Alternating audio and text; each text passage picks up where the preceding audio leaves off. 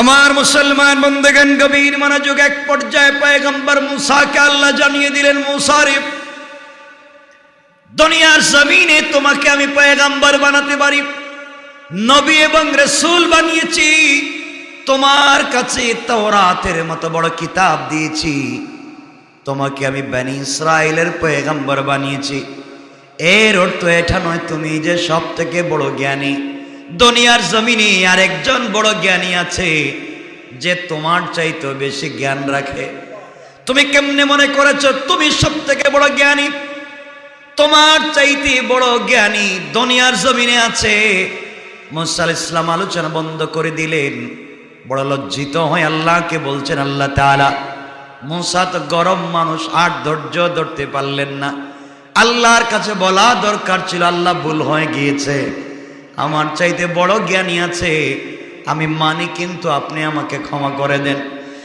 আর ধৈর্য ধরতে পারলেন না, বলেন, আল্লাহ বলেন এর বাড়ি কোথায়, আমি দেখে আসি, ওনার কাছে যাব, ওই জ্ঞান আমি নিব যা আমার কাছে নাই।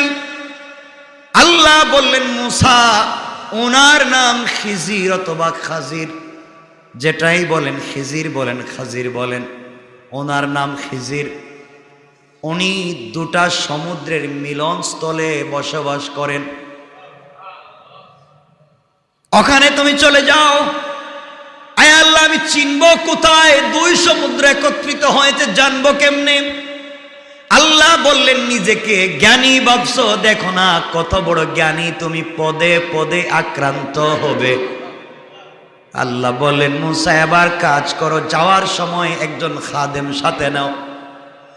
মুসা আলাইহিস সালাম খাদেম সাথে নিলেন। কোরআনের ভাষায় খাদেমের নাম ইউশা ইবনে নুন। হযরতে ইউশা ইবনে নুন পরবর্তীতে পয়গম্বর ছিলেন। ইউশা ইবনে নুনকে সঙ্গে নিলেন। মুসাকে আল্লাহ বলছেন, মুসা, ঘর থেকে বের হওয়ার সময় বড় একটা মাছকে ভাজা করে, ভালো করে ভাজা করে রান্না করে একটা মাছ তোমার সাথে নিয়ে যাও। রাস্তায় তো তোমার খাবারের প্রয়োজন হবে, ওটা তুমি খেয়ে নিও। আর যেই জায়গায় দেখবে তোমার রান্না করা ভাজা মাছ, যেদিন দেখবা জিতা জিন্দা হয়ে, জীবিত হয়ে চলে যাচ্ছে, মনে করবা ওই জায়গায় ওই জ্ঞানী আছে। মুসা আশ্চর্য হয়ে গেলেন, আল্লাহ ভাজা মাছকে আবার জিন্দা হয়? আল্লাহ বললেন, তুমি না সব থেকে বড় জ্ঞানী, তাহলে এটা জানো না কেন? আল্লাহু আকবার। বোঝা গেল এই জ্ঞান রাখবার মতো জ্ঞানী আছে, তুমি তার মতো জ্ঞানী নও। মুসা আশ্চর্য হয়ে গেলেন। পথ চলতে শুরু করলেন, ঘটনা বলবো না। দীর্ঘ পথ চলবার সময় তিনি ক্লান্ত হয়ে গেলেন। মনে রাখবেন, চলতে চলতে একদিন তার খাদেমকে বলেন, খাদেম, মাছটা বাইর করে, এটা তো ভাজা মাছ। মাছের এক পিঠ দুজন মিলে খেয়ে ফেললেন। কয় পিঠ? মানে এক সাইড, এক সাইড পূর্ণাঙ্গ খেয়ে ফেললেন, মাথা রাখলেন, আর এক সাইডের মাছের গোশত রাখলেন। দুজন আবার চলতে লাগলেন। খাদেমকে বলছেন, খাদেম, যদি কোনো সময় দেখো সেই মাছটা জীবিত হয়ে হাঁটতেছে বা চলতেছে বা সমুদ্রে চলে যায়, এই জায়গায় তুমি আমাকে মনে করে দিবে। খাদেম চিন্তা করলে এটাকে কোনো পাগলের কথা হলো, মাছ তো বাজা, তাও আবার অর্ধেক। সুবহানাল্লাহ নাই? মুসা কার পাল্লায় পড়ে এখন দৌড়ায়, সব বাদ দিয়া। মুসা আলাইহিস সালাম চলতে লাগলেন আর খুঁজতে লাগলেন, এত বড় জ্ঞানীকে আমার চাইতে জ্ঞানী দেখাই লাগবে। দীর্ঘ পথ চলবার পরে মনে রাখবেন, যখন আপনি আল্লাহর হুকুমে চলবেন মনের ভিতরে বল থাকবে, আর যখন আপনার একজন মুরব্বী থাকবে চলার মধ্যে শরীরে আনন্দ প্রফুল্ল থাকবে, ভুল হলে সে আপনাকে ধরাইয়া দেবে। আর যদি আপনার চলার পথে কোনো মুরব্বী না থাকে, অভিভাবক না থাকে, আপনি যদি একবার হুচট খান পরিশান হয়ে যাবে। ঠিক কিনা বলেন? বিপদগ্রস্ত হবে। মুসা আলাইহিস সালাম এক জায়গায় গিয়ে ক্লান্ত হয়ে ঘুমিয়ে পড়লেন। ঘুমিয়ে পড়বার পরে তিনি যখন ঘুমন্ত অবস্থায় আছেন, হঠাৎ করে খাদেম দেখে অর্ধেক মাছ জীবিত হয়ে হেঁটে হেঁটে আবার সমুদ্রে চলে গেছে। আল্লাহু আকবার বলেন। যেই দিক দিয়া মাছ জীবিত হয়ে সমুদ্রে চলে গিয়েছে, সুড়ঙ্গ পথ হয়ে গিয়েছে। হযরতে মূসা আলাইহিস সালাম তো ঘুমন্ত ইউশা ইবনে নুন। আশ্চর্য ঘটনা তো সত্যি। আল্লাহ বুঝাতে চাইলেন তোমার পীরও জানে না এই জ্ঞান, তুমি খাদেমও জানে না।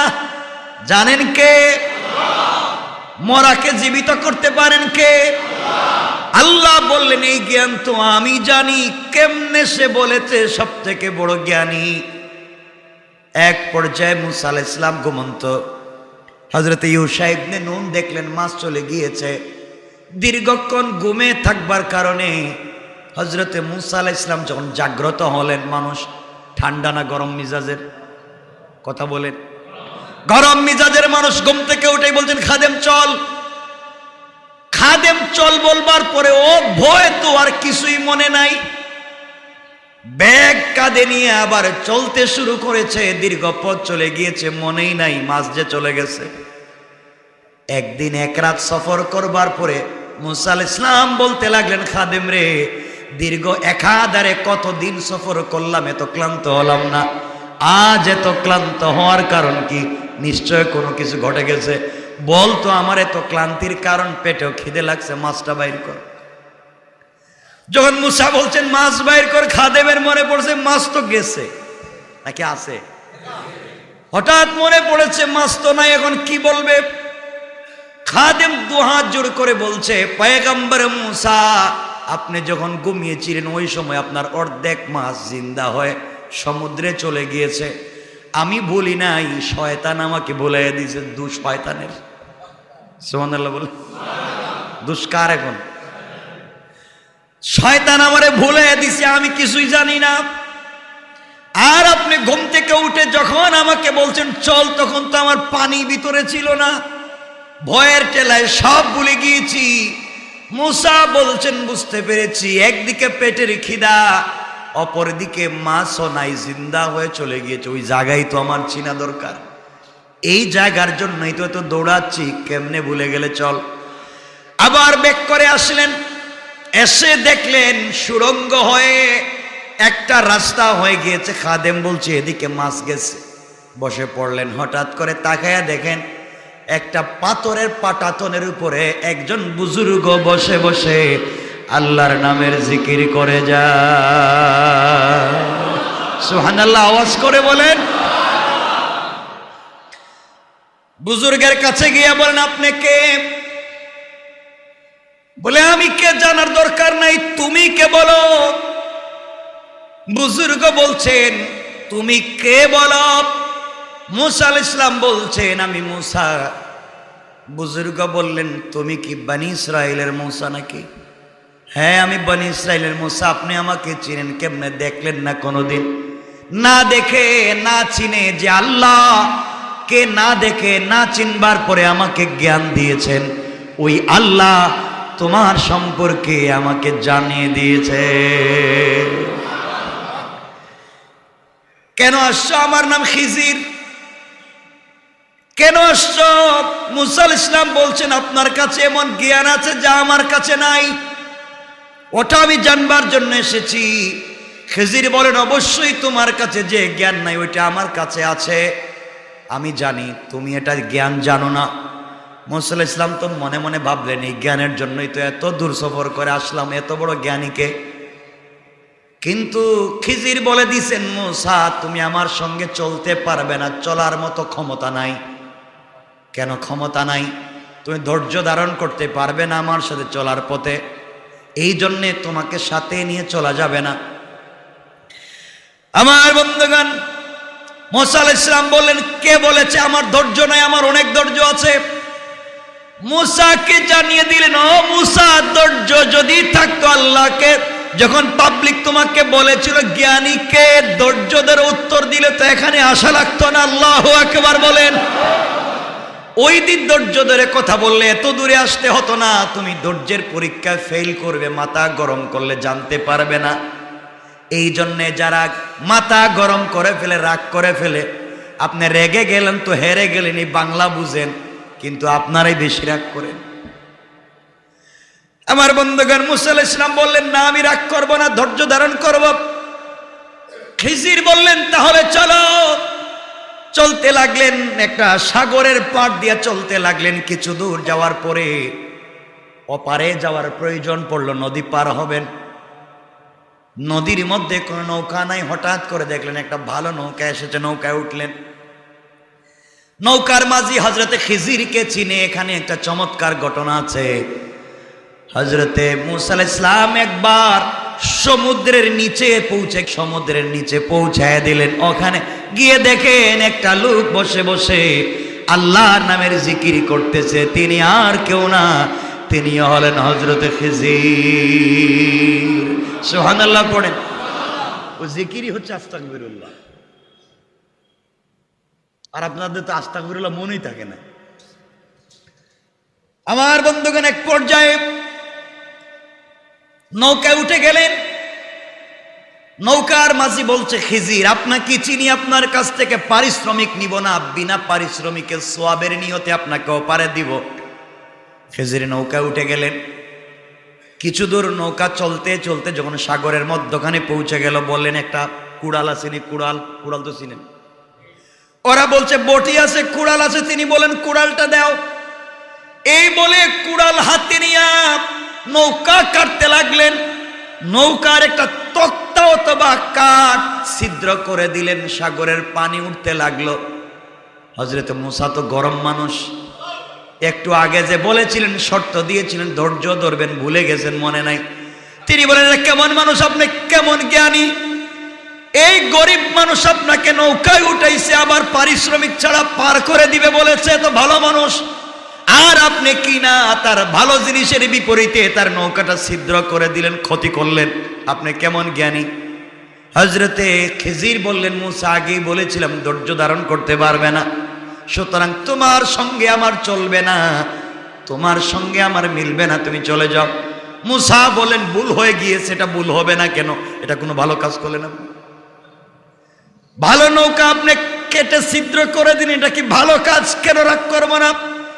হযরতে খিজির বললেন, এজন্যই বলেছি আমার কাছে যে জ্ঞান আছে তোমার কাছে নাই। কেন ছিদ্র করেছি? এই জ্ঞান আমার কাছে আছে, তোমার কাছে নাই। ধৈর্য ধারণ করতে পারো না। ধৈর্য ধারণ করলে তো আর বেশি জানতে পারতে। মুসা বলেন, আমি ধৈর্য ধারণ করব, আর উত্তর দিব না। কিছু দূর চলার পরে দেখেন হঠাৎ করে একটা পাখি সমুদ্র থেকে 1 ফোঁটা পানি তার ঠোঁট দিয়ে নিচ্ছে। মুসাকে এবার খিজির বলছেন, ও মুসা, জ্ঞানের পরিমাণ তোমাকে বুঝাইয়া দেই। এই গোটা সমুদ্রের ভিতর থেকে পাখি যেইভাবে তার ঠোঁটে 1 ফোঁটা পানি নিয়েছে, এটা হচ্ছে গোটা দুনিয়ায় আল্লাহর জ্ঞান থেকে তোমার আমার জ্ঞান এই পাখির ঠোঁটের পানির চাইতে বেশি না। আল্লাহু আকবার। আমার আল্লাহ আমার তেলাওয়াতকৃত আলোচ্য আয়াতের পরের আয়াতে বললেন, কুল লাউ কানাল বাহরু মিদাদান লিকালিমাতি রাব্বি লানাফিদাল বাহরু ক্বাবলা আন তানফাদা কালিমাতু রাব্বি ওয়ালাউ জিনা বিমিসলিহি মাদাদা। আল্লাহ রাব্বুল ইজ্জত ওয়াল জালাল জানিয়ে দিলেন, বলেন পয়গম্বরে আরবি, আমার পালনকর্তার কথা লেখার জন্য যদি সমুদ্রের পানি কালি হয়ে যায়, গোটা সমুদ্রের পানি, গোটা পৃথিবী যদি সমুদ্র হয়ে যায়, আর সমুদ্রের সকল পানি যদি কালি হয়ে যায়, আমার পালনকর্তার গুণগান, আমার পালনকর্তার কথা লিখবার জন্যে গোটা পৃথিবীর সকল গাছ বাসকে যদি কলম বানাইয়া দেওয়া হয়, একদিন কলম শেষ হয়ে যাবে, সমুদ্রের সকল পানি কালি হওয়া শেষ হয়ে যাবে, কিন্তু আমার আল্লাহর জ্ঞান এবং তার সব কিছু লিখে নিয়ামত শেষ করা যাবে না। আল্লাহু আকবার বলেন। কে বলছেন? সবাই বলেন। খিজির স্মরণ করিয়ে দিলেন, শোনো, তোমার আমার জ্ঞান হচ্ছে এই পাখির টুটে যেই পানি নিয়েছে তার মতো আল্লাহর জ্ঞান মহাসাগর। আর আপনারা এই পাখির ঠুটে যেই পানি লেগেছে তার 1000 কোটি ভাগের 1 ভাগ আপনি পেয়ে আপনি বলেন দেয়ার ইজ নো গড, আল্লাহ বলতে কিছু নাই। আপনি এত বড় জ্ঞানী হয়ে যান, আপনাকে বোঝা লাগবে আপনি দুনিয়ার যত বড় জ্ঞানী হন না কেন, আপনার সকল পৃথিবীর সকল সৃষ্টি, সকল মানুষের সকল সৃষ্টির জ্ঞান যদি একত্রিত করে রাখা হয়, আল্লাহ বললেন ওই সমুদ্রের পাখির টুটে যেই পরিমাণ পানি ওই পরিমাণও হবে না। সুবহানাল্লাহ বলেন। এই জ্ঞান দিয়ে আপনার রকেট বানাচ্ছেন, মিসাইল বানাচ্ছেন, কত কিছুই করছেন, মানুষ চাঁদে চলে যাচ্ছে, সব হচ্ছে। এই জ্ঞান দিয়ে সব করতে পেরেছেন। এই জ্ঞান দিয়ে যা করতে পারলেন না সেটা হচ্ছে রবের পরিচয় জানতে পারলেন না, আল্লাহর পরিচয় জানতে পারলেন না, আল্লাহকে চিনতে পারলেন না, রাসূলের তরিকা জানতে পারলেন না। আপনি যত কিছুই করেন না কেন আপনি ব্যর্থ। সব জানলেন, সব বুঝলেন, বুঝলেন না, জানলেন না আল্লাহকে। এজন্য আমার বন্ধুগণ, এক পর্যায়ে হযরত মূসা আলাইহিস সালাতু ওয়াস সালাম আর খিজির আবার চলতে লাগলেন, নৌকার থেকে নেমে গেলেন, আবার চলতে লাগলেন। কিছু দূর যাওয়ার পরে দেখেন কিছু বাচ্চারা খেলাধুলা করতেছে মাঠের মধ্যে। হযরত খিজির দেখলেন এক ছেলে এখানে খেলাধুলা করতেছে, বাচ্চা, তাকে টান দিয়ে ধরে আনলেন, নিজের কাছে আনলেন, তরবারি বের করলেন, শরীর থেকে মাথাটা আলাদা করে দিলেন। হযরত মূসা আশ্চর্য হয়ে গেলেন, এটা কোনো কাজের কাজ হইল? এটা নাকি জ্ঞানী মানুষ? বাচ্চারা খেলাধুলা করতেছে, তাকে ধরে তার শরীর থেকে মাথা আলাদা করে দিল। তিনি বলেন আপনি একটা অন্যায় কাজ করলেন। আপনি কেমনে অন্যায় কাজ করলেন?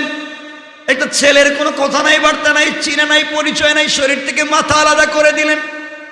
হযরত খিজির জানিয়ে দিলেন, মূসা আগেই বলছি তুমি আমার সঙ্গে চলতে পারবে না, কারণ তোমার ধৈর্য ধরবার কোনো কন্ডিশনই নাই। আগে বলছি ধৈর্য ধরো, বুঝতে পারবা, ধৈর্যই ধরতে পারলা না। কেন তার মাথা থেকে শরীর আলাদা করেছে ওটা আমি জানি। আপনি জেনে আর লাভ কি? এটা তো অন্যায়। বুঝেন নাই? আপনি জেনে লাভ কি? এটা তো অন্যায় করলেন। খিজির বললেন তাহলে তুমি আমার সঙ্গে চলতে পারবে না, আলাদা হয়ে যাও। মূসা বলছেন আমাকে মাফ করে দেন, ভুল হয়ে গিয়েছে, কিন্তু আগামীতে যদি শর্ত ভঙ্গ করি, আপনার রাস্তা আলাদা, আমার রাস্তা আলাদা, আপনি এক রাস্তায় চলবেন, আমি আরেক রাস্তায় চলব। এই বলে দুজন আবার হাঁটতে লাগলেন। দীর্ঘ পথ চলবার পর একটা গ্রামে পৌঁছে গেলেন।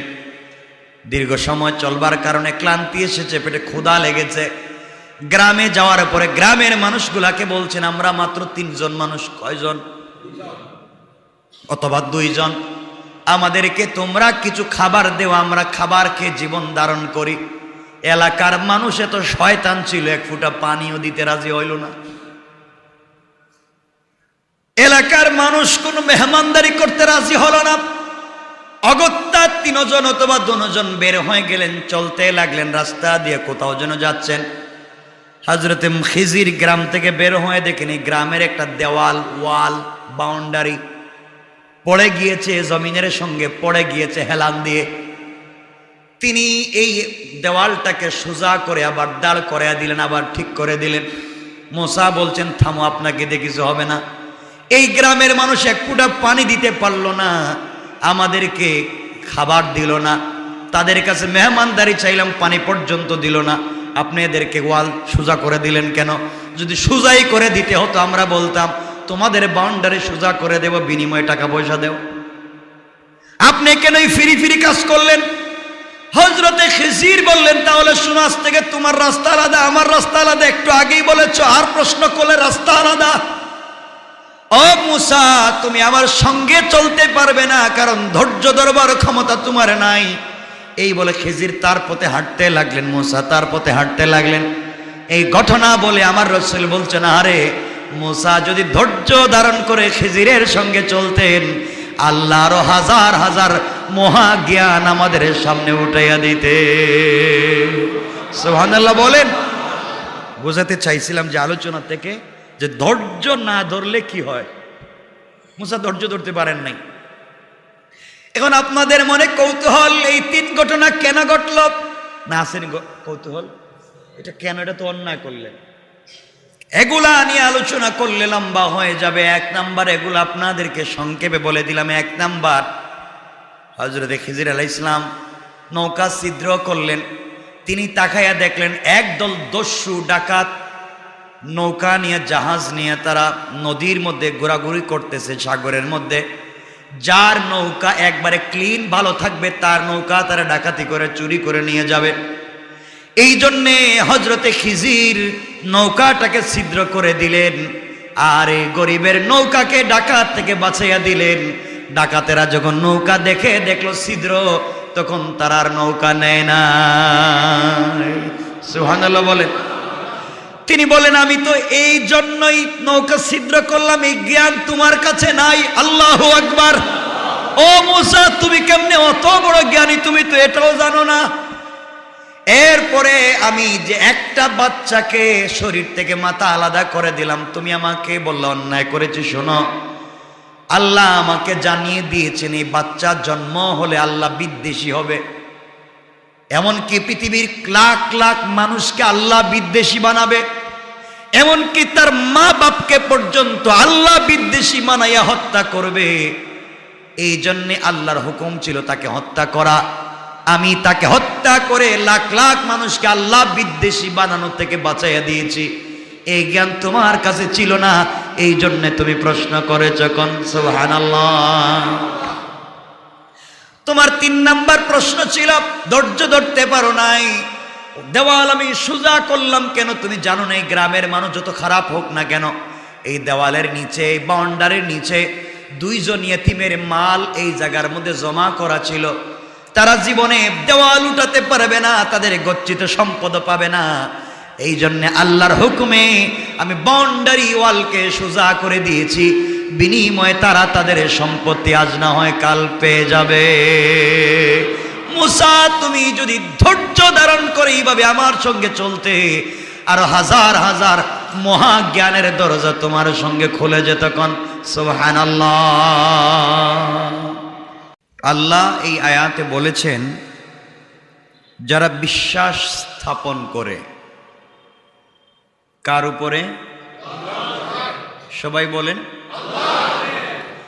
যারা আল্লাহর উপরে বিশ্বাস স্থাপন করে, এক কথায় সকল কাজে এবং কর্মে আল্লাহকে বিশ্বাস করে। এরপরে আল্লাহ বলেছেন, ওয়া আমিলুস সালিহাত। শুধু বিশ্বাস নয়, যারা সৎ কাজ সম্পাদন করে, ভালো কাজ পূর্ণ করে। 1 নম্বরে বলেছেন যারা আল্লাহর প্রতি বিশ্বাস স্থাপন করে। আল্লাহর প্রতি বিশ্বাস স্থাপনের অর্থ হচ্ছে যারা একত্ববাদী খোদার প্রতি বিশ্বাস স্থাপন করে, যারা এক আল্লাহকে মানে। এক আল্লাহকে মানতে গেলে আপনি আর কিছুই মানতে পারবেন না। এটা তো আমরা এক আল্লাহকে মানি, এর অর্থ হচ্ছে এক আল্লাহ নয় এমন কোনো জিনিস মানি না। কথা কি বুঝেন? আল্লাহ বোঝাতে চাচ্ছেন যারা তাওহীদে বিশ্বাস করে, একত্ববাদী আল্লাহ বিশ্বাস করে।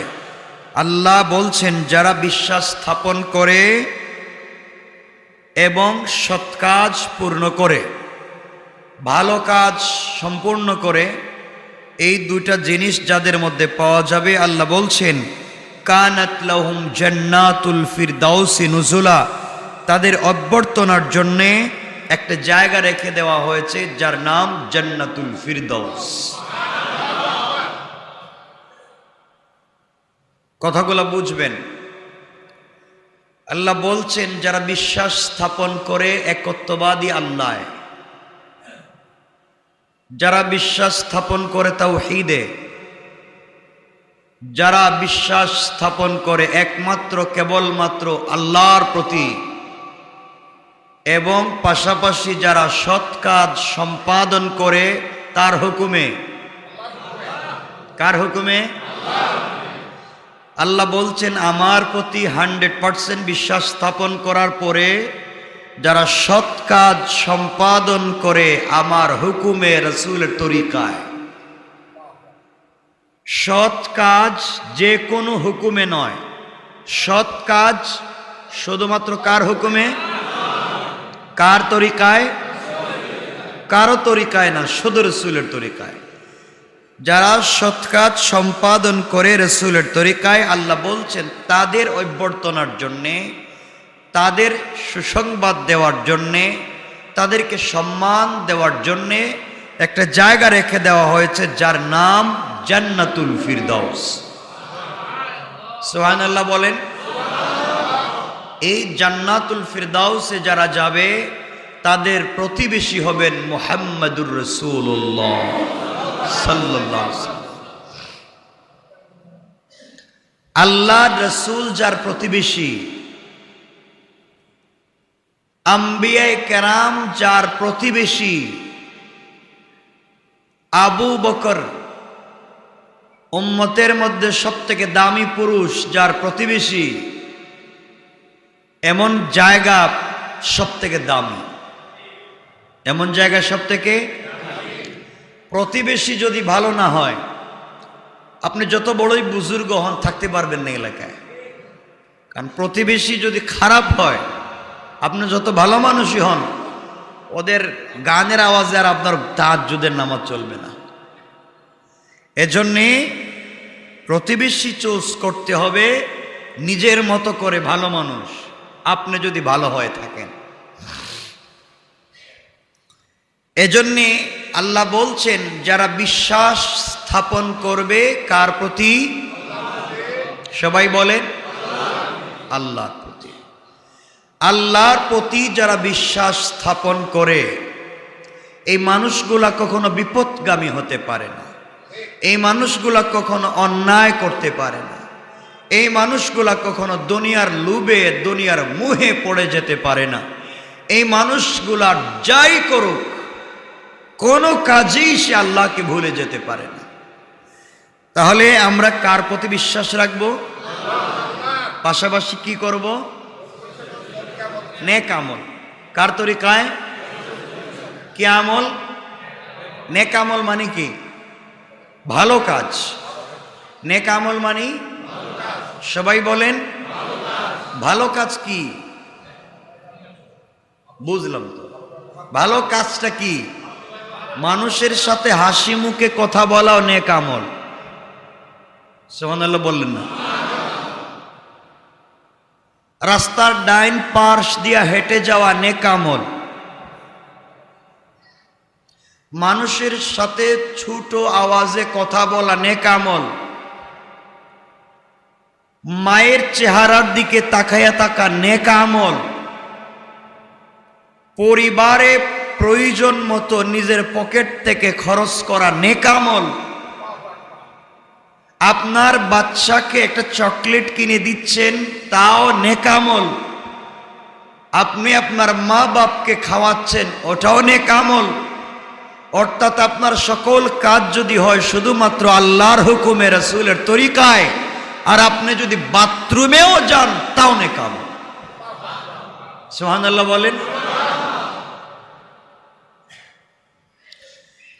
এক কথায় আপনি পৃথিবীর যে কোনো কাজ করেন, দুনিয়ার যে কোনো কাজ করেন, আপনার সকল কাজ যদি হয় আল্লাহর হুকুমে, আপনার সকল কাজ যদি হয় রাসূলের তরিকায়, তাহলে সবগুলা নেক আমল। কথা কি বুঝাইতে পারছে? এজন্যে আমরা নেক আমল করব। নেক আমল শুধু নামাজ পড়া নয়, নেক আমল শুধু দান খয়রাত করা নয়। আল্লাহ রাসূল বলেছেন, যারা চলায় ফেরায় হাঁটতে বসতে শুধু আস্তাগফিরুল্লাহ আস্তাগফিরুল্লাহ পড়ে, এই আস্তাগফিরুল্লাহ দিনে এবং রাতে যখনই মনে পড়ে এই শব্দ বলবার কারণে তার আমল নামায় যদি আসমান জমিন পরিমাণ গুনাহ হয়, আগুন যেভাবে খড়কুটা জ্বালিয়ে দেয়, তার এক একবারের আস্তাগফিরুল্লাহ তার আজীবনের গুনাহকেও জ্বালিয়ে দেয়। আস্তাগফিরুল্লাহ বলতে কষ্ট হয়? সময় লাগে? কিছুই না। ঠোঁট নাড়াইয়া না নাড়াইয়া আপনি আস্তাগফিরুল্লাহ বলতে পারেন। মনে মনে আস্তাগফিরুল্লাহ বলতে পারে, বড় আমল। নবীজি বলেছেন কেউ যদি দিনে এবং রাতে এই ছোট নেক আমল আস্তাগফিরুল্লাহ পড়ে মৃত্যুর সময় তার জবান দিয়া কালিমা জারি হয়ে যাবে। কেউ যদি আস্তাগফিরুল্লাহ পড়ে কিয়ামতের দিনে তার আমল নামায় সওয়াব ছাড়া কোনো গুনার খাতাই থাকবে না। এটা তো খুব বড় আমল, মানে খুব বড় কিছু না যে বলতে বলতে हैरान परेशान হয়ে যায়।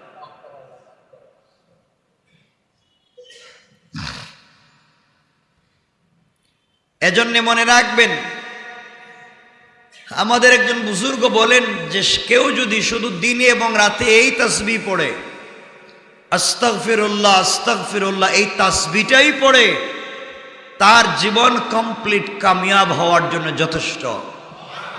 সে যদি হারাম থেকে বেঁচে থাকে, সে যদি 5 ওয়াক্ত নামাজের পাবন্দ হয়, আর আস্তাগফিরুল্লাহর ইবাদতি করে আর কিছুই না করতে পারে, 5 ওয়াক্ত নামাজের পাবন্দ, হারাম থেকে বেঁচে থাকে, 2 জিনিস থেকে হারাম থেকে বেঁচে থাকলো, 5 ওয়াক্ত নামাজের পাবন্দ হলো, পাশাপাশি আস্তাগফিরুল্লাহর ইবাদত করলো, আল্লাহ রাসূল বলছেন ওই ইন্তেকালের আগে তার রিজিকের কোনো কমতি হবে না।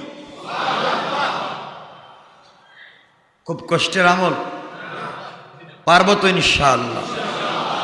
ইনশাআল্লাহ আমি আরম্ভ করলাম 1 লাখ তাসবিহ পড়ব, নিয়ত করলাম আজকে 1 লাখ তাসবিহ পড়ব। আমি কিছু পড়লাম, 1 লাখ পূর্ণ হলো না, তাহলে কি আপনার নেক আমল এটা পূর্ণ হয়েছে? বলেন না, পূর্ণ হয় নাই। আপনি যদি একবারে নিয়ত করেন আস্তাগফিরুল্লাহ, তো এটা তো আস্তাগফিরুল্লাহ শব্দটা তো পূর্ণ হয়েছে। তো আল্লাহ বলছেন ওয়া আমিলুস সালিহাত, যারা নেক আমল পূর্ণ করে, যারা ভালো কাজ পূর্ণ করে, আপনি আস্তাগফিরুল্লাহ বলার মাধ্যমে একটা পূর্ণাঙ্গ নেক আমল করলেন। এটা আজকে থেকে পারবেন ইনশাআল্লাহ। বলেন সব সময়, হাঁটতে বসতে সব সময়, দিনে রাতে যেখানে যে অবস্থায় আছে আস্তাগফিরুল্লাহ। আল্লাহ তো বলছেন হাদিসে কুদসিতে, কেউ যদি আস্তাগফিরুল্লাহ বলে সাথে সাথে তার জন্য একজন স্পেশাল ফেরেশতা সিকিউরিটি হিসাবে আল্লাহ দিয়ে দেন, সে তাকে দুনিয়ার সকল বিপদ থেকে হেফাজত করে দেয়। মনে থাকবে ইনশাআল্লাহ। ইনশাআল্লাহ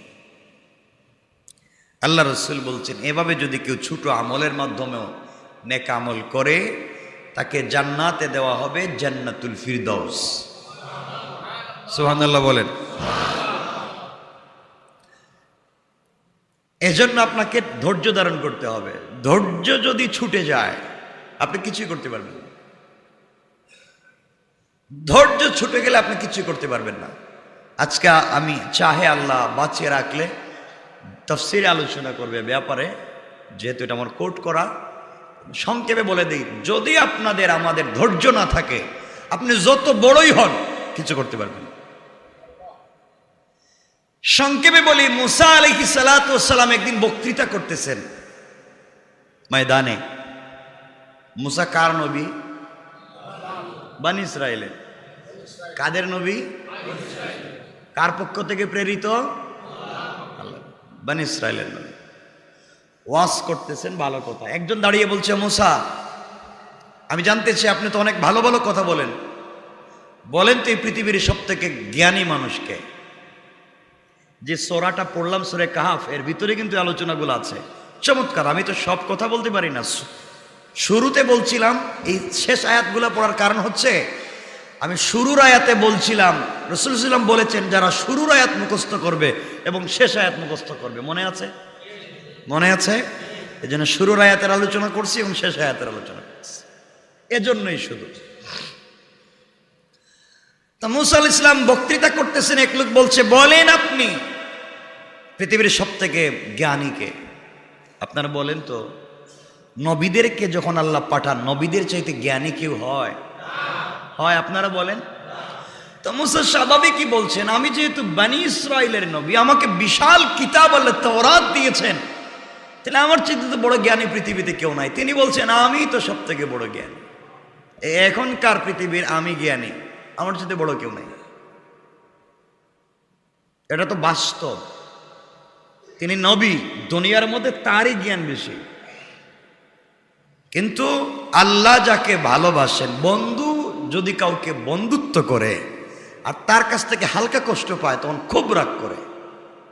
ঠিক বললাম নি? আপনারা মনে হয় এমন বন্ধুত্ব করেন নাই। আজকালকার বন্ধুত্ব তো স্বার্থপর। বন্ধু যদি খুব গভীর বন্ধুত্ব হয় আর হালকা অন্যায় করে বেশি রাগ হয়। তো আল্লাহ বুঝাতে চাইলেন, আমি তো তোমাকে বন্ধু বানিয়েছি, তাওরাত দিয়েছি, রাসূল বানিয়েছি, তোমাকে বড় পয়গম্বর বানিয়েছি, এটা সব ঠিক। তুমি কেন বলতে গিয়েছো তুমি বড় জ্ঞানী? তুমি বললে না কেন আমি জানি না? আল্লাহই জানেন পৃথিবীর বড় জ্ঞানীকে। সুবহানাল্লাহ। এ কথা বললেই তো হতো, নিজের বড়ত্ব থাকতো আর আমি ঘোষণা করে দিতাম সব থেকে বড় জ্ঞানী মুসা। যখন নিজেরই জ্ঞানী ভাবছ, আমার কথা ভুলে গিয়েছ, ধৈর্য ধরতে পারলা না এই কথার অর্থ উত্তর দিতে, তাহলে তোমার উপর এখন পরীক্ষা হবে। এই দেখেন, ছোট জিনিসও আল্লাহ পরীক্ষা নেন। এই কথা বলা তার পাপ ছিল না, পরীক্ষা নেন। আর আপনারা, আমাদের তো আমল নামায় কোনো গুনাহ নাই, আমরা তো কুতু বলিয়া উলিয়া পর্যায়ে পৌঁছে গেছি, আমাদেরকে তো আল্লাহ পরীক্ষা করার কোনো সুযোগ নেই নাকি? আমার মুসলমান বন্ধুগণ, গভীর মনোযোগ। এক পর্যায়ে পয়গম্বর মুসাকে আল্লাহ জানিয়ে দিলেন, মুসা রে, দুনিয়ার জমিনে তোমাকে আমি পয়গম্বর বানাতে পারি, নবী এবং রাসূল বানিয়েছি, তোমার কাছে তাওরাতের মতো বড় কিতাব দিয়েছি, তোমাকে আমি বনি ইসরাইলের পয়গম্বর বানিয়েছি। এর অর্থ এটা নয় তুমি যে সব থেকে বড় জ্ঞানী। দুনিয়ার জমিনে আর একজন বড় জ্ঞানী আছে যে তোমার চাইতে বেশি জ্ঞান রাখে। তুমি কেমনে মনে করেছো তুমি সব থেকে বড় জ্ঞানী? তোমার চাইতে বড় জ্ঞানী দুনিয়ার জমিনে আছে। মুসা আলাইহিস সালাম আলোচনা বন্ধ করে দিলেন, বড় লজ্জিত হয়ে আল্লাহকে বলছেন, আল্লাহ তাআলা, মুসা তো গরম মানুষ, আর ধৈর্য ধরতে পারলেন না। আল্লাহর কাছে বলা দরকার ছিল, আল্লাহ ভুল হয়ে গিয়েছে, আমার চাইতে বড় জ্ঞানী আছে, আমি মানি, কিন্তু আপনি আমাকে ক্ষমা করে দেন। আর ধৈর্য ধরতে পারলেন না, বলেন, আল্লাহ বলেন এর বাড়ি কোথায়, আমি দেখে আসি, ওনার কাছে যাব, ওই জ্ঞান আমি নিব যা আমার কাছে নাই। আল্লাহ বললেন, মুসা, ওনার নাম খিজির অথবা খাজির, যেটাই বলেন, খিজির বলেন, খাজির বলেন, ওনার নাম খিজির। উনি দুটা সমুদ্রের মিলনস্থলে বসবাস করেন, ওখানে তুমি চলে যাও। আয় আল্লাহ, আমি চিনবো কোথায়? দুই সমুদ্র একত্রিত হয়েছে, জানবো কেমনে? আল্লাহ বললেন, নিজেকে জ্ঞানী ভাবছো, দেখো না কত বড় জ্ঞানী, তুমি পদে পদে আক্রান্ত হবে। আল্লাহ বললেন, মুসা এবার কাজ করো, যাওয়ার সময় একজন খাদেম সাথে নাও। মুসা আলাইহিস সালাম খাদেম সাথে নিলেন। কোরআনের ভাষায় খাদেমের নাম ইউশা ইবনে নুন। হযরতে ইউশা ইবনে নুন পরবর্তীতে পয়গম্বর ছিলেন। ইউশা ইবনে নুনকে সঙ্গে নিলেন। মুসাকে আল্লাহ বলছেন, মুসা, ঘর থেকে বের হওয়ার সময় বড় একটা মাছকে ভাজা করে, ভালো করে ভাজা করে রান্না করে একটা মাছ তোমার সাথে নিয়ে যাও। রাস্তায় তো তোমার খাবারের প্রয়োজন হবে, ওটা তুমি খেয়ে নিও। আর যেই জায়গায় দেখবে তোমার রান্না করা ভাজা মাছ, যেদিন দেখবা জিন্দা হয়ে, জীবিত হয়ে চলে যাচ্ছে, মনে করবা ওই জায়গায় ওই জ্ঞানী আছে। মুসা আশ্চর্য হয়ে গেলেন, আল্লাহ ভাজা মাছকে আবার জিন্দা হয়? আল্লাহ বললেন, তুমি না সব থেকে বড় জ্ঞানী, তাহলে এটা জানো না কেন? আল্লাহু আকবার। বোঝা গেল এই জ্ঞান রাখবার মতো জ্ঞানী আছে, তুমি তার মতো জ্ঞানী নাও। মুসা আশ্চর্য হয়ে গেলেন। পথ চলতে শুরু করলেন, ঘটনা বলবো না। দীর্ঘ পথ চলবার সময় তিনি ক্লান্ত হয়ে গেলেন। মনে রাখবেন, চলতে চলতে একদিন তার খাদেমকে বলেন, খাদেম মাছটা বাইর করে, এটা তো ভাজা মাছ। মাছের এক পিঠ দুজন মিলে খেয়ে ফেললেন। কয় পিঠ? মানে এক সাইড, এক সাইড পূর্ণাঙ্গ খেয়ে ফেললেন। মাথা রাখলেন আর এক সাইডের মাছের গোশত রাখলেন। দুজন আবার চলতে লাগলেন। খাদেমকে বলছেন, খাদেম, যদি কোনো সময় দেখো সেই মাছটা জীবিত হয়ে হাঁটতেছে বা চলতেছে বা সমুদ্রে চলে যায়, এই জায়গায় তুমি আমাকে মনে করে দিবে। খাদেম চিন্তা করলে এটাকে কোনো পাগলের কথা হলো, মাছ তো বাজা, তাও আবার অর্ধেক। সুবহানাল্লাহ নাই। মুসা কার পাল্লায় পড়ে এখন দৌড়ায় সব বাদ দিয়া। মুসা আলাইহিস সালাম চলতে লাগলেন আর খুঁজতে লাগলেন, এত বড় জ্ঞানীকে আমার চাইতে জ্ঞানী দেখাই লাগবে। দীর্ঘ পথ চলবার পরে মনে রাখবেন, যখন আপনি আল্লাহর হুকুমে চলবেন মনের ভিতরে বল থাকবে, আর যখন আপনার একজন মুরব্বী থাকবে চলার মধ্যে শরীরে আনন্দ প্রফুল্ল থাকবে, ভুল হলে সে আপনাকে ধরাইয়া দেবে। আর যদি আপনার চলার পথে কোনো মুরব্বী না থাকে, অভিভাবক না থাকে, আপনি যদি একবার হুচট খান পরিশান হয়ে যাবে। ঠিক কিনা বলেন? বিপদগ্রস্ত হবে। মুসা আলাইহিস সালাম এক জায়গায় গিয়ে ক্লান্ত হয়ে ঘুমিয়ে পড়লেন। ঘুমিয়ে পড়বার পরে তিনি যখন ঘুমন্ত অবস্থায় আছেন, হঠাৎ করে খাদেম দেখে অর্ধেক মাছ জীবিত হয়ে হেঁটে হেঁটে আবার সমুদ্রে চলে গেছে। আল্লাহু আকবার বলেন। যেই দিক দিয়া মাছ জীবিত হয়ে সমুদ্রে চলে গিয়েছে, সুড়ঙ্গ পথ হয়ে গিয়েছে। হযরতে মুসা আলাইহিস সালাম তো ঘুমন্ত ইউশা ইবনে নুন। আশ্চর্য ঘটনা তো সত্যি। আল্লাহ বুঝাতে চাইলেন, তোমার পীরও জানে না এই জ্ঞান, তুমি খাদেমও জানে না। জানেন কে? মরাকে জীবিত করতে পারেন কে? আল্লাহ বললেন, এই জ্ঞান তো আমি জানি। কেমনে সে বলেছে সব থেকে বড় জ্ঞানী। এক পর্যায়ে মুসা আলাইহিস সালাম ঘুমন্ত, হযরতে ইউশা ইবনে নুন দেখলেন মাছ চলে গিয়েছে। দীর্ঘক্ষণ ঘুমে থাকবার কারণে হযরতে মুসা আলাইহিস সালাম যখন জাগ্রত হলেন, মানুষ ঠান্ডা না গরম মিজাজের কথা বলেন? গরম মিজাজের মানুষ ঘুম থেকে উঠেই বলছেন, খাদেম চল। খাদেম চল বলবার পরে ও ভয় তো আর কিছুই মনে নাই, ব্যাগ কাঁধে নিয়ে আবার চলতে শুরু করেছে। দীর্ঘ পথ চলে গিয়েছে, মনেই নাই মাছ যে চলে গেছে। একদিন এক রাত সফর করবার পরে মুসা আলাইহিস সালাম বলতে লাগলেন, খাদেম রে, দীর্ঘ একাধারে কতদিন সফর করলাম, এত ক্লান্ত হলাম না। আজ এত ক্লান্ত হওয়ার কারণ কি? নিশ্চয় কোনো কিছু ঘটে গেছে। বলতো আমার এত ক্লান্তির কারণ, পেটেও খিদে লাগছে, মাছটা বাইর কর। যখন মুসা বলছেন মাছ বাইর কর, খাদেমের মনে পড়ছে মাছ তো গেছে নাকি আছে। হঠাৎ মনে পড়েছে মাছ তো নাই, এখন কি বলবে?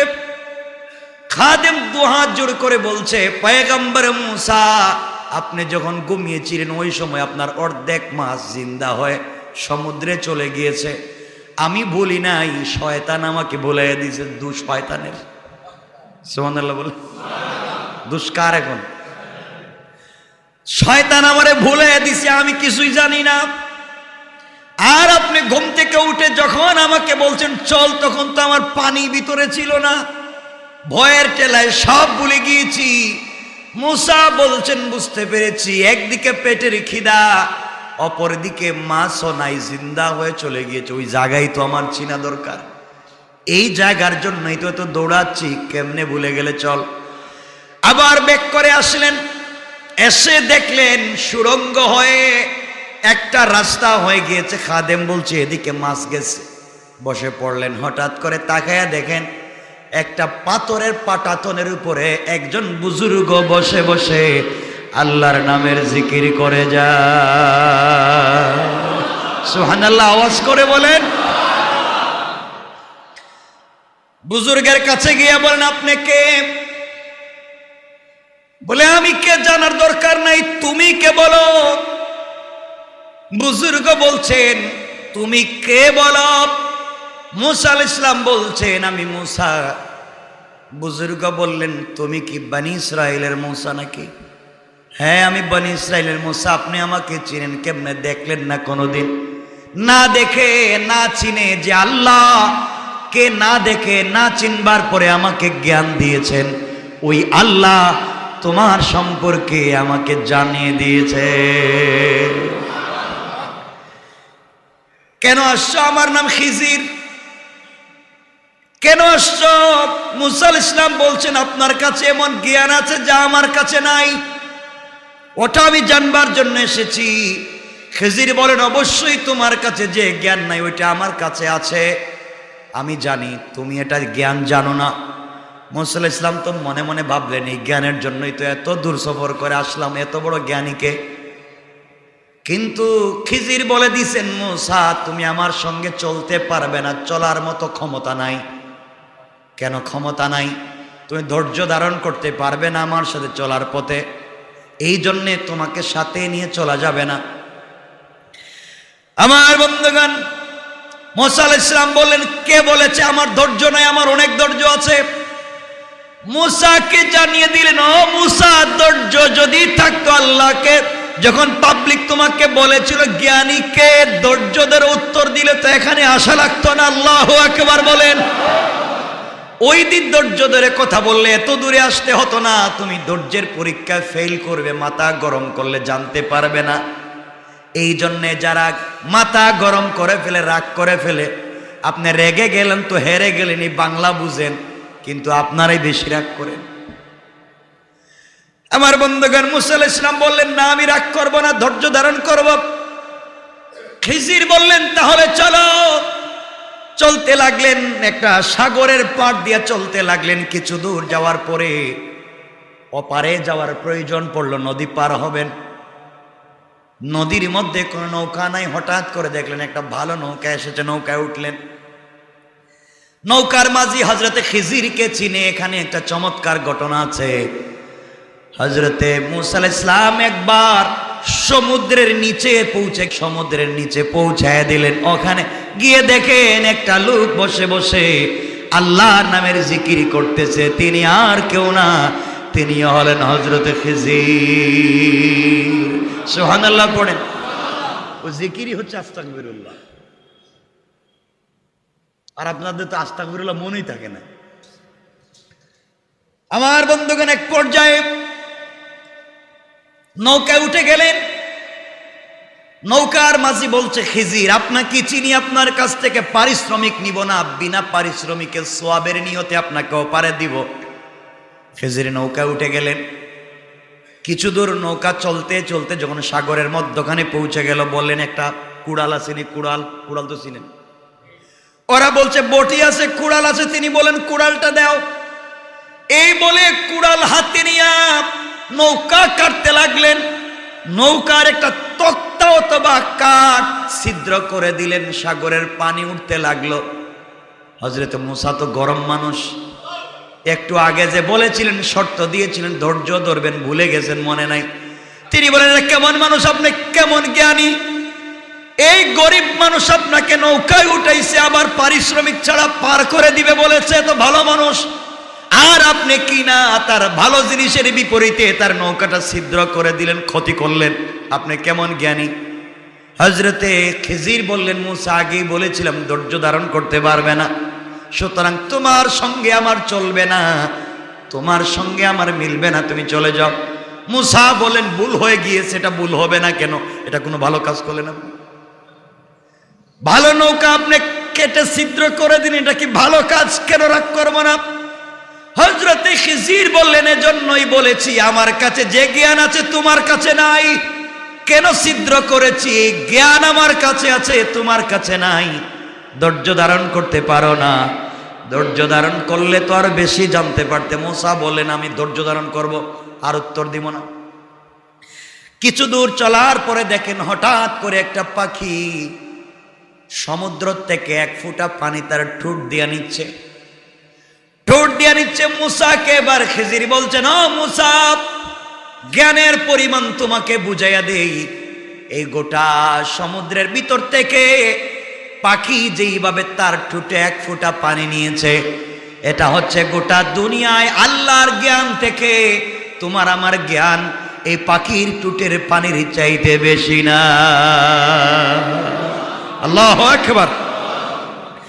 আমার আল্লাহ আমার তেলাওয়াতকৃত আলোচ্য আয়াতের পরের আয়াতে বললেন قل لو كان البحر مدادا لكلمات ربي لنفد البحر قبل أن تنفد كلمات ربي ولو جئنا بمثله مددا আল্লাহ রাব্বুল ইজ্জত ওয়াল জালাল জানিয়ে দিলেন, বলেন পয়গম্বর আরবি, আমার পালনকর্তার কথা লেখার জন্য যদি সমুদ্রের পানি কালি হয়ে যায়, গোটা সমুদ্রের পানি, গোটা পৃথিবী যদি সমুদ্র হয়ে যায় আর সমুদ্রের সকল পানি যদি কালি হয়ে যায়, আমার পালনকর্তার গুণগান, আমার পালনকর্তার কথা লিখবার জন্যে গোটা পৃথিবীর সকল গাছ বাসকে যদি কলম বানাইয়া দেওয়া হয়, একদিন কলম শেষ হয়ে যাবে, সমুদ্রের সকল পানি কালি হওয়া শেষ হয়ে যাবে, কিন্তু আমার আল্লাহর জ্ঞান এবং তার সব কিছু লিখে নিয়ামত শেষ করা যাবে না। আল্লাহু আকবার বলেন। কে বলছেন? সবাই বলেন। খিজির স্মরণ করিয়ে দিলেন, শোনো, তোমার আমার জ্ঞান হচ্ছে এই পাখির টুটে যেই পানি নিয়েছে তার মতো আল্লাহর জ্ঞান মহাসাগর, আর আপনারা এই পাখির ঠুটে যেই পানি লেগেছে তার 1000 কোটি ভাগের 1 ভাগ আপনি পেয়ে আপনি বলেন দেয়ার ইজ নো গড, আল্লাহ বলতে কিছু নাই, আপনি এত বড় জ্ঞানী হয়ে যান। আপনাকে বোঝা লাগবে, আপনি দুনিয়ার যত বড় জ্ঞানী হন না কেন, আপনার সকল পৃথিবীর সকল সৃষ্টি, সকল মানুষের সকল সৃষ্টির জ্ঞান যদি একত্রিত করে রাখা হয়, আল্লাহ বললেন ওই সমুদ্রের পাখির টুটে যেই পরিমাণ পানি ওই পরিমাণও হবে না। সুবহানাল্লাহ বলেন। জ্ঞান দিয়ে আপনার রকেট বানাচ্ছেন, মিসাইল বানাচ্ছেন, কত কিছুই করছেন, মানুষ চাঁদে চলে যাচ্ছে, সব হচ্ছে। এই জ্ঞান দিয়ে সব করতে পেরেছেন, এই জ্ঞান দিয়ে যা করতে পারলেন না সেটা হচ্ছে রবের পরিচয় জানতে পারলেন না, আল্লাহর পরিচয় জানতে পারলেন না, আল্লাহকে চিনতে পারলেন না, রাসূলের তরিকা জানতে পারলেন না। আপনি যত কিছুই করেন না কেন আপনি ব্যর্থ। সব জানলেন, সব বুঝলেন, বুঝলেন না, জানলেন না আল্লাহকে। এজন্য আমার বন্ধুগণ, এক পর্যায়ে হযরত মূসা আলাইহিস সালাতু ওয়াস সালাম আর খিজির আবার চলতে লাগলেন, নৌকার থেকে নেমে গেলেন, আবার চলতে লাগলেন। কিছু দূর যাওয়ার পরে দেখেন কিছু বাচ্চারা খেলাধুলা করতেছে মাঠের মধ্যে। হযরতে খিজির দেখলেন এক ছেলে এখানে খেলাধুলা করতেছে, বাচ্চা, তাকে টান দিয়ে ধরে আনলেন, নিজের কাছে আনলেন, তরবারি বের করলেন, শরীর থেকে মাথাটা আলাদা করে দিলেন। হযরতে মূসা আশ্চর্য হয়ে গেলেন, এটা কোনো কাজের কাজ হইল? এটা নাকি জ্ঞানী মানুষ? বাচ্চারা খেলাধুলা করতেছে, তাকে ধরে তার শরীর থেকে মাথা আলাদা করে দিল। তিনি বলেন, আপনি একটা অন্যায় কাজ করলেন। আপনি কেমনি অন্যায় কাজ করলেন? একটা ছেলের কোনো কথা নাই, বার্তা নাই, চিনে নাই, পরিচয় নাই, শরীর থেকে মাথা আলাদা করে দিলেন। হযরতে খিজির জানিয়ে দিলেন, মূসা, আগেই বলছি তুমি আমার সঙ্গে চলতে পারবে না, কারণ তোমার ধৈর্য ধরবার কোনো কন্ডিশনই নাই। আগে বলছি ধৈর্য ধরো, বুঝতে পারবা, ধৈর্যই ধরতে পারলা না। কেন তার মাথা থেকে শরীর আলাদা করেছে ওটা আমি জানি। আপনি জেনে আর লাভ কি? এটা তো অন্যায়। বুঝেন নাই? আপনি জেনে লাভ কি? এটা তো অন্যায় করলেন। খিজির বললেন, তাহলে তুমি আমার সঙ্গে চলতে পারবে না, আলাদা হয়ে যাও। মূসা বলছেন, আমাকে মাফ করে দেন, ভুল হয়ে গিয়েছে, কিন্তু আগামীতে যদি শর্ত ভঙ্গ করি, আপনার রাস্তা আলাদা, আমার রাস্তা আলাদা, আপনি এক রাস্তায় চলবেন, আমি আরেক রাস্তায় চলব। এই বলে দুজন আবার হাঁটতে লাগলেন। দীর্ঘ পথ চলবার পর একটা গ্রামে পৌঁছে গেলেন। দীর্ঘ সময় চলবার কারণে ক্লান্তি এসেছে, পেটে ক্ষুধা লেগেছে। গ্রামে যাওয়ার পরে গ্রামের মানুষগুলাকে বলছেন, আমরা মাত্র 3 জন মানুষ। কয়জন? অথবা 2 জন। আমাদেরকে তোমরা কিছু খাবার দেও, আমরা খাবার খেয়ে জীবন ধারণ করি। এলাকার মানুষ এত শয়তান ছিল, এক ফোঁটা পানিও দিতে রাজি হইল না। এলাকার মানুষ কোনো মেহমানদারি করতে রাজি হলো না। অগত্যা 3 জন অথবা 2 জন বের হয়ে গেলেন, চলতে লাগলেন রাস্তা দিয়ে, কোথাও যেন যাচ্ছেন। হযরতে খিজির গ্রাম থেকে বের হয়ে দেখেনি গ্রামের একটা দেওয়াল ওয়াল বাউন্ডারি পড়ে গিয়েছে, জমিনের সঙ্গে পড়ে গিয়েছে হেলান দিয়ে। তিনি এই দেওয়ালটাকে সোজা করে আবার দাঁড় করে দিলেন, আবার ঠিক করে দিলেন। মুসা বলছেন থামো, আপনাকে দিয়ে কিছু হবে না। এই গ্রামের মানুষ এক ফুটা পানি দিতে পারলো না, আমাদেরকে খাবার দিল না, তাদের কাছে মেহমানদারি চাইলাম পানি পর্যন্ত দিল না, আপনি এদেরকে ওয়াল সোজা করে দিলেন কেন?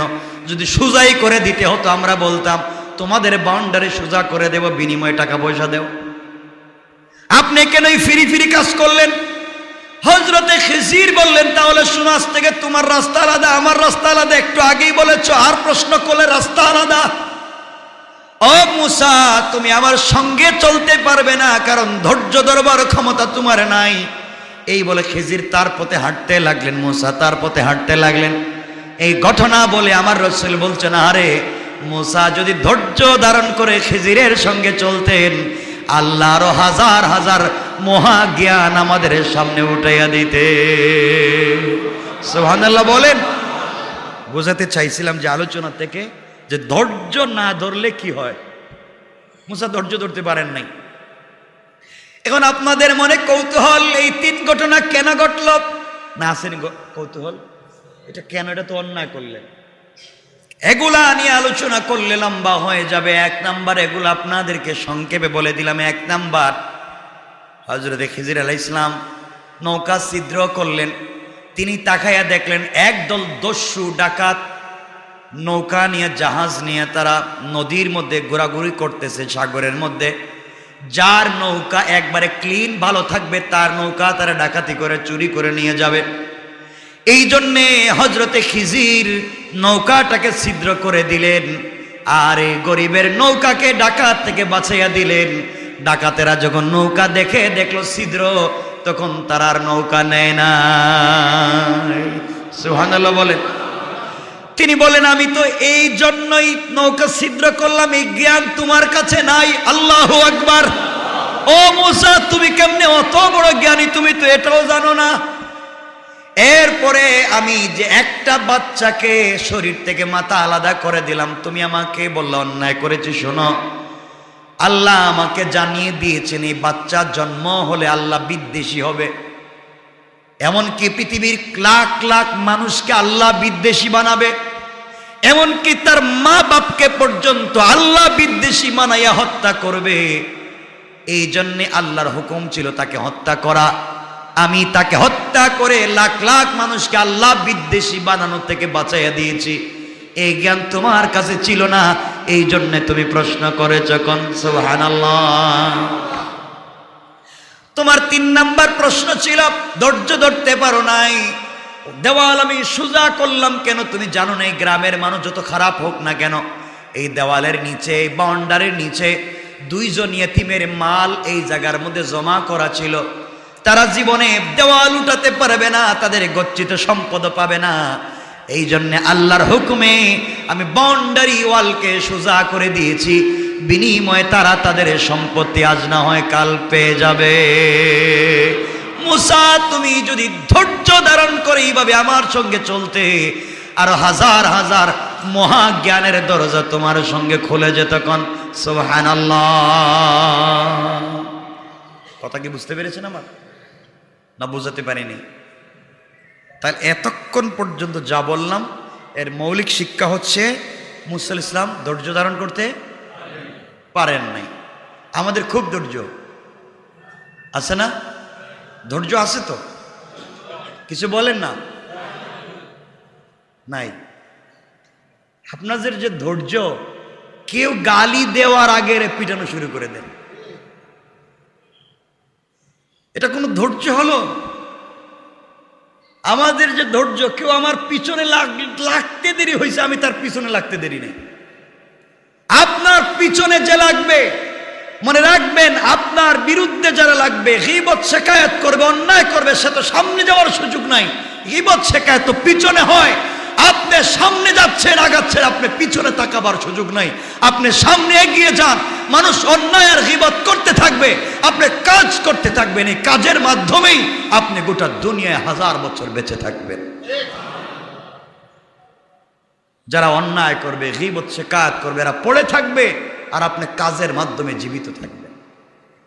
এজন্য আপনার আমার কাজ হচ্ছে মানুষের কাছে 1000 বছর বেঁচে থাকা, এজন্য ভালো কাজ করে যাওয়া।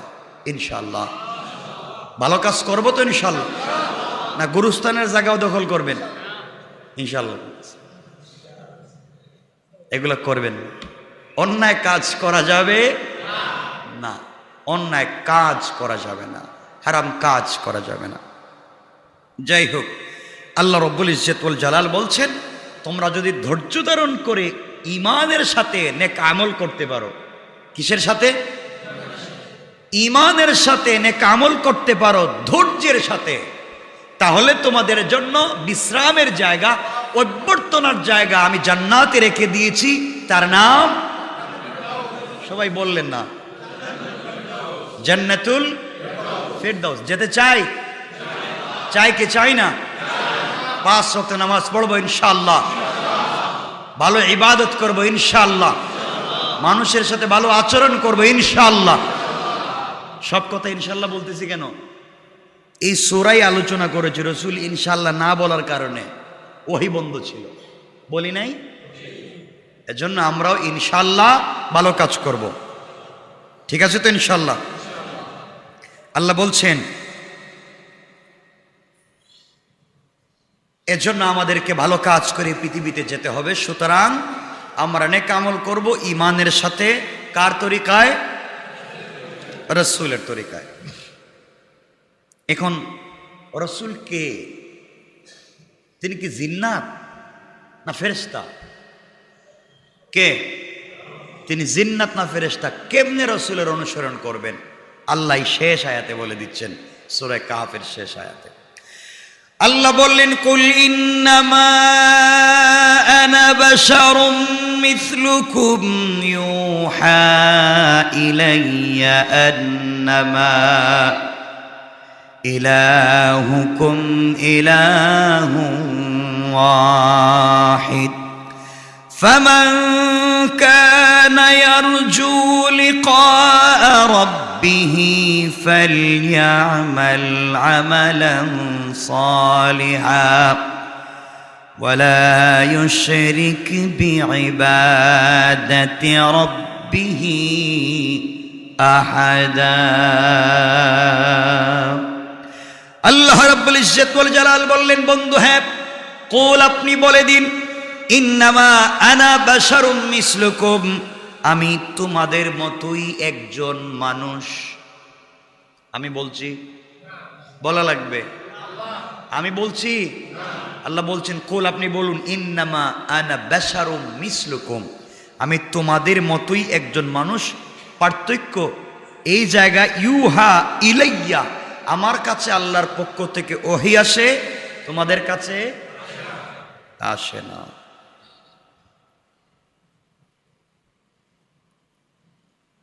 এরপর আল্লাহ বলছেন, ইলাহুকুম ইলাহুন ওয়াহিদ, তোমাদের এলা যিনি, তোমাদের আল্লাহ যিনি, আমার আল্লাহ তো তিনি, সবই একমাত্র আল্লাহ। সুতরাং এখানে বুঝতে পারলাম নবীজি কি বলেন না? আমি বলতেছি না, আপনাদের সন্দেহ থাকলে প্রশ্ন করতে পারবেন। আল্লাহ বলছেন ইন্নামা আনা বাশারুম মিসলুকুম, রাসূল আপনি বলে দিন, আপনি বলে দিন যে আমি তোমাদের মতোই একজন মানুষ। আমাদের মতোই এর অর্থ হচ্ছে আমাদের মতো রক্তে গোশতে চামড়ায় হাড্ডিয়ে নাক মুখে আমাদের মতোই মানুষ, আচার আচরণ চরিত্রে আসমান জমিন ব্যবধান। কথা বুঝতে পেরেছেন? সুইপার মানুষ, বলেন সুইপার মানুষ, আমেরিকার প্রেসিডেন্ট দুজন সমান? হ্যাঁ, মানুষ দুজন হাত পা আছে, একজন সুইপার একজন প্রেসিডেন্ট আমেরিকা। এই জায়গায় তার সম্মান যেমন আসমান জমিন ব্যবধান। আমিও মানুষ, রাসূলও মানুষ, তার সম্মান আর আমার সম্মান আসমান জমিন ব্যবধান। কারণ আল্লাহর পরে আসমানের নিচে জমিনের উপরে রাসূলের চাইতে উত্তম মহামানব চরিত্রবান আর কেউ নাই, তার মতো আর কেউ নাই। রসুলের মতো আর কেউ নাই। তিনি মহামানব। তিনি শুধু মানুষ না, মহামানুষ, মহামানব, যার কোনো তুলনা হয় না, যার চরিত্রের সার্টিফিকেট দিয়েছেন স্বয়ং কে? যাকে আসমানে নিয়েছেন কে? যাকে আরশে আজিমে নিয়েছেন কে? যাকে স্বয়ং সালাম দিয়েছেন কে? আল্লাহ। আমারে নেন নাই, দিয়েছেন রাসূলকে। এটা তার সম্মান, এটা তার সম্মান, এটা তার মুজিজা। এর জন্য মনে রাখবেন, রাসূল আমাদের, আমরা যেভাবে বিয়ে করি রাসূল এভাবেই বিয়ে করেছেন। সবার যেভাবে বাচ্চা আছে, রাসূলেরও বাচ্চা ছিল, রাসূলেরও স্ত্রী ছিল, রাসূলও খাবার দাবার খাইতেন, রাসূলও ঘুমাইতেন। না মিথ্যা বলতেছি? রাসূলও টয়লেটে যাইতেন, আমাদের মতো কথা বলতেন, বাজারে যাইতেন, তারও আত্মীয় স্বজন ছিল, সবই আমাদের মতো। কিন্তু চারিত্রিক দিক থেকে, তার উত্তম নৈতিকতার দিক থেকে, তার উত্তম আদর্শের দিক থেকে, আল্লাহর নৈকট্যের দিক থেকে এই পৃথিবীর কোন মানুষের সাথে তার মিল নাই, কোন সৃষ্টির সঙ্গে মিল নাই। বরং আল্লাহর পরে এই সৃষ্টির সবথেকে দামি মানুষ হচ্ছেন আমার রাসূল, কলিজার টুকরা বিশ্বনবী। পড়েন সুবহানাল্লাহ। তার মতো এত সম্মানিত মহামানব আর কেউ আছে? আর কারো তুলনা চলবে? রাসূলের সঙ্গে কোন নবীর তুলনা চলবে না, রাসূলের সঙ্গে কোন রাসূলের তুলনা চলবে না। রাসূল তো রাসূলই, নবী তো নবী।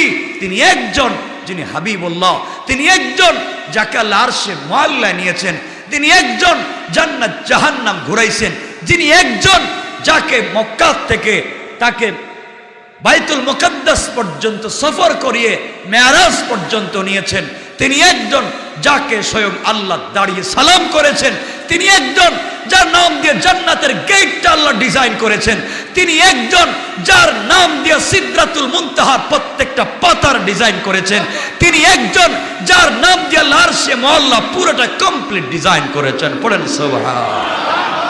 এর জন্য তার সাথে কারো তুলনা চলে না। মনে থাকবে তো ইনশাআল্লাহ?